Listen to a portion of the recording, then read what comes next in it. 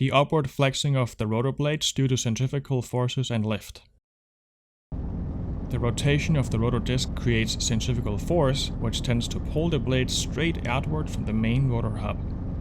The faster the rotation, the stronger the centrifugal force. The slower the rotation, the weaker the centrifugal force.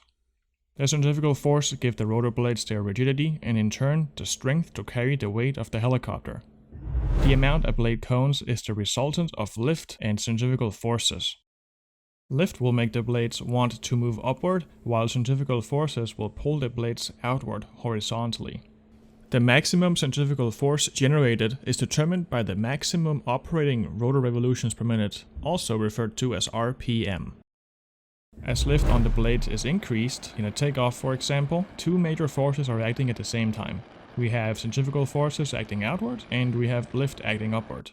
The result of these two forces is that the blades start moving upward slightly instead of remaining in the plane perpendicular to the mast. This can be seen in any helicopter when it takes off. The rotor disc changes from flat to a slight cone shape. If the rotor RPM is allowed to go too low, the centrifugal force becomes smaller and the coning angle becomes much larger.